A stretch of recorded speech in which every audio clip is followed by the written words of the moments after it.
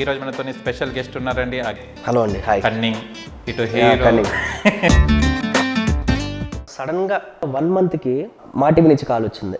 So ఇలాగా వదినమ్మకు చూస్తున్నామండి లక్ష్మణ్ అని. ఓకే, ప్రభాకర్ గారితో వర్క్ చేయడం అన్నయ్య, మీ అన్నయ్య దాంట్లో సీరియల్లో ఎలా అనిపించింది? సీరియల్ ఇండస్ట్రీలో మెగా స్టార్.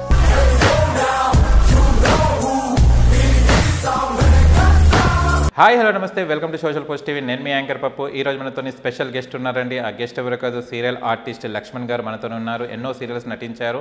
ఆయన తను సీరియల్ ఆర్టిస్ట్గా ఎలా మారారు, తన ఏంటిది అసలు జీవన చరిత్ర ఏంటిదో తన గురించి తెలుసుకోవడానికి ప్రయత్నిద్దాం. నమస్తే. హలో అండి. హాయ్. ఎలా ఉన్నారు? So good. How are you? Fine. ఆయన జమ్నీ స్టార్మాలో మీ సీరియల్స్ చాలా బాగుంటాయండి. Thank you so much. Okay, జమ్నీలో కూడా చాలా లీడ్ రోల్ చేస్తున్నారు, హీరో క్యారెక్టర్ చేస్తున్నారు. శ్రావణ సంధ్య అని. శ్రావణ సంధ్య అండ్ స్టార్మాలో మామగారు. కన్నింగ్ ఇటు హీరో. రెండు డిఫరెంట్ మోడలేషన్స్ కదా, యాక్టింగ్ మంచి స్కోప్ ఉంటుంది. ఓకే, లక్ష్మణ్ గారు ఫస్ట్ మీరు ఏం చదువుకున్నారు? నేను ఎంబీఏ చేశానండి. ఎంబీఏ చేసి అంటే డిగ్రీ చేసి ఎంబీఏ వచ్చేసి చేయడానికి ఒక రీజన్ ఉంది. డిగ్రీ అయిపోతేనే మామూలుగా పేరెంట్స్ ఏం చెప్తా ఉంటారు, జాబ్కి వెళ్ళు, ప్రెషర్ పెడతా ఉంటారు. ఆ 2 years అనేది నా యాక్టింగ్ ప్రొఫెషన్ కోసం సర్చింగ్, ఇండైరెక్ట్గా వాళ్ళకి చెప్పకుండా చేస్తూ ఆ 2 years ఎంబీఏ కోసం అని చెప్పి అలా ఎంబీఏ చేశాను. అలా జరిగింది ఎంబీఏ. సో ఎంబీఏ తర్వాత కొంచెం గ్యాప్ తీసుకొని ఆఫ్టర్ 1 year ఎల్వి ప్రసాద్ అనేసి, ఎల్వి ప్రసాద్ తెలిసి ఉంటుంది, చెన్నైలో ఫిల్మ్ ఇన్స్టిట్యూట్. దాని ద్వారా I came in to this industry. Acting కూడా నేర్చుకున్నారా? యా. దాంట్లో ఐ మీన్ అది వాళ్ళు తీస్తూ ఉంటారు కదా, సో అందులోనే దాని ద్వారా నేను సీరియల్స్కి వచ్చాను. ఫస్ట్ సీరియల్ ఏది మీ ప్రాజెక్ట్? ఫస్ట్ సీరియల్ ఈటీవీ అండి, 4 స్తంభాలాట అని. The director name is Haricharan గారు. సో ఆయనే నన్ను ఇంట్రడ్యూస్ చేశారు. సో ఐ ఆల్వేస్ ఇండెప్టెడ్ అతనికి. ఓకే, అంటే మీరు డిగ్రీ తర్వాత జాబ్ చేయాల్సి వస్తుందని అది పెట్టుకొని యాక్టింగ్. జాబ్ వచ్చింది. అదే, అచ్చా. జాబ్ రాకపోయింటే మేబీ ఫోర్స్ ఉండదు. జాబ్ వచ్చి వెళ్ళకపోతే పేరెంట్స్ ఒప్పుకోరు కదా, అలా ఎంబీఏ చేశాను. చాలా వరకు మనకు సినిమాలలో వెళ్ళాలి అదే ఉంటుంది. మీరు సీరియల్ వైపు రావడానికి కారణం ఏంటి? సింపుల్. సినిమాస్ అనేది ఒక బిజినెస్, డబ్బులు ఎక్కువ వస్తే సీరియల్ అనేది ఒక గవర్నమెంట్ జాబ్. రెండింటికి తేడా అర్థమైంటుంది. సో సినిమాలు అనేది ఎప్పుడు వస్తాయో ఎప్పుడు రావో తెలియదు. సీరియల్ అనేది ఒక గవర్నమెంట్ జాబ్ లెక్క. So it will keep on coming all the way. అందుకని ఐ చూస్ దిస్ సీరియల్స్. అంటే ఇప్పుడు కరెంట్ జనరేషన్ మీరు చూస్తే ఆఫ్టర్ కోవిడ్, బిఫోర్ కోవిడ్ ఎలా ఉండేదంటే సినిమాస్ ఎక్కువ they use to go to theatres and all. But right now ఇంకా young generation people addicted to this serials. So best serials, చాలా best కదా. ఇంకా మనం యంగర్ పీపుల్కి ఇంకా దగ్గర ఉంటాం. ఫ్యామిలీస్కి వెళ్ళిపోతాం. ఇంకా ఫ్యామిలీస్ కానీ ఇప్పుడు యంగర్ పీపుల్ ఇంకా బాగా నచ్చుతుంది సీరియల్స్. So yeah. ఫస్ట్ ఈ సీరియల్ కాకుండా ముందు ఏమైనా షార్ట్ ఫిల్మ్స్ అలాంటివి ఏమైనా చేశారు? షార్ట్ ఫిల్మ్స్ కాదు కానీ అదే మీకు చెప్పాను కదా, ఎల్వి ప్రసాద్ అని. అది టోటల్ ఎలా ఉంటుందంటే ఒక సినిమాటిక్గా ఉంటుంది. వాళ్ళు యూస్ చేసే కెమెరాస్, ఎక్విప్మెంట్స్ అంతా అలా చేశాను. ప్రొఫెషనల్గా షార్ట్ ఫిల్మ్స్ చేయలేదు. షార్ట్ ఫిల్మ్స్లో ఆ ఇన్డెప్త్ ఉండదు. అలా చేయడం వల్లే అది తిరుపతిలో ఒక కాలేజ్ ఉంటుంది, మాది తిరుపతి.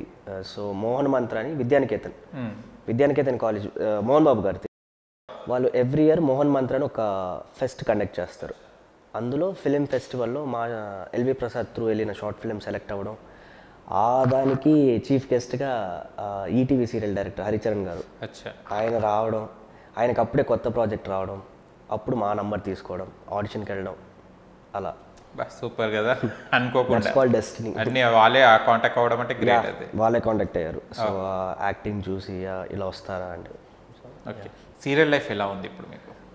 ఫస్ట్లో తెలిసి తెలియని డేస్ ఉంటాయి కదా, ఎవరు ఏంటి అని మోసపోయిన రోజులు ఉన్నాయి.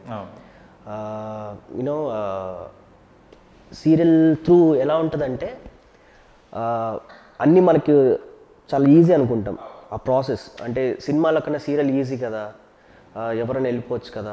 But very very tough serial అనేది.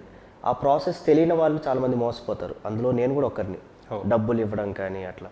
బట్ మ్యాటర్ ఏంటంటే సీరియల్స్లో కానీ సినిమాల్లో కూడా డబ్బులు ఇచ్చి లోపలికి వెళ్ళకూడదు. డబ్బులు ఇవ్వకుండా వెళ్ళాలి అంటే త్రూ మేనేజర్స్ వెళ్ళాలి. చాలామంది కొంతమంది కోఆర్డినేటర్స్ ఉంటారు, ముఖ్యంగా అమ్మాయిల గురించి. కోఆర్డినేటర్స్ ద్వారా వెళ్ళడం, వాళ్ళు మోసం చేయడం, అలా అంతా ఉంటుంది అనమాట. సో లక్కీగా నేను బాయ్గా పుట్టడం అలా. అంటే నాకు రావడమే డైరెక్టర్ ద్వారా ఛాన్స్ వచ్చింది కాబట్టి వితౌట్ స్ట్రగుల్స్ అండ్ ఆల్ ఆ సీరియల్ నుంచి స్టెప్ బై స్టెప్ వెళ్తా ఎవ్రీ ఇయర్ ఒక స్టెప్ ఎదుగుతా. Right now I'm so happy.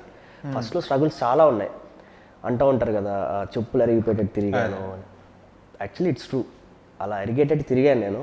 అప్పుడెప్పుడు chance రాలేదు, అన్ని లైట్ తీసుకొని వెళ్ళిపోదాం రా అన్నప్పుడు ఛాన్స్ వచ్చిందనమాట. Never looking back.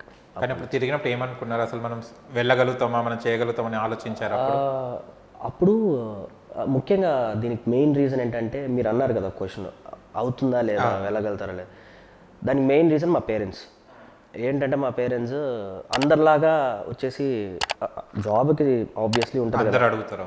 కానీ దాని తర్వాత నాకు ఇట్లా ఇంట్రెస్ట్ ఉంది ఎలా అంటే, దానికి అస్సలు ఫస్ట్ నుంచే నో చెప్పలేదు. సార్ నీకు ఇంట్రెస్టా, వెళ్ళు, ఎన్నేళ్ళు కావాలి, ఎన్నేళ్ళు ఏం లేదమ్మా నాకే తెలియదు కదా అంటే, సరే వెళ్ళు, ఎంతవరకు వెళ్తారో నేను సపోర్ట్ చేస్తాను అని చెప్పి they supported me like anything.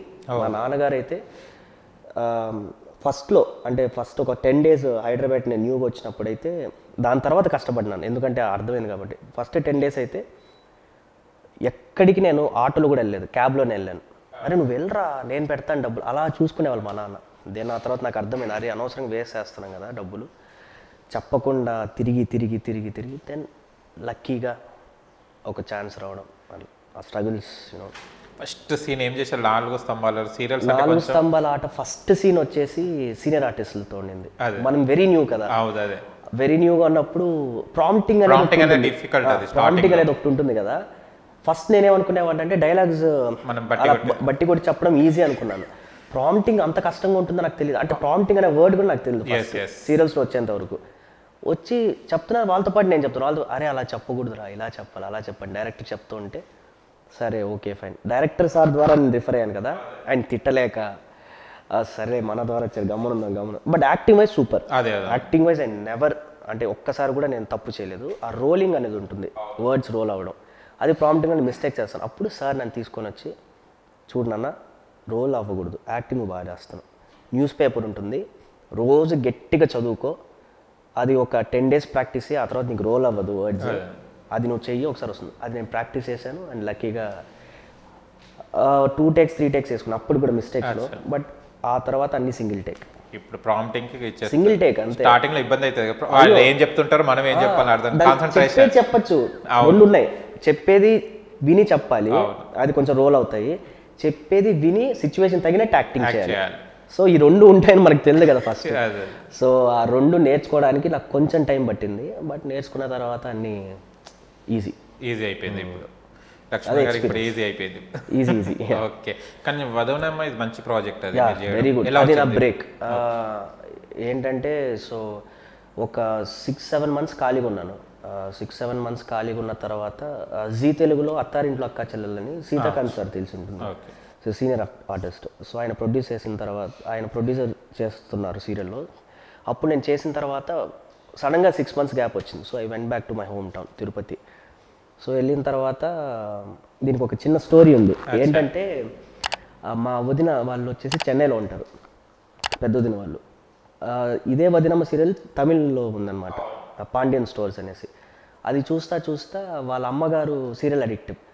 అరే ఇలాంటిది నువ్వు ఎందుకు చేయకూడదురా, ఇలాంటి నువ్వు చేయొచ్చు కదా, ఎందుకు వేరే చేస్తున్నావు, ఇలా చేయంటే, అదే ఉందమ్మా వదినమ్మలో, అలాంటి సీరియల్ ఒకటి ఉంది వదినమ్మ అనేసి, అలా వస్తే హ్యాపీ నాకు కూడా, బట్ ఎక్కడ వాళ్ళు పిలుస్తారంటే. అప్పుడు నాకు మా టీవీ ఎప్పుడు పోలేదు, సో ఈటీవీ జీ తెలుగు అంతే మా టీవీ. ఆ తర్వాత సడన్గా అది చెప్పిన 1 monthకి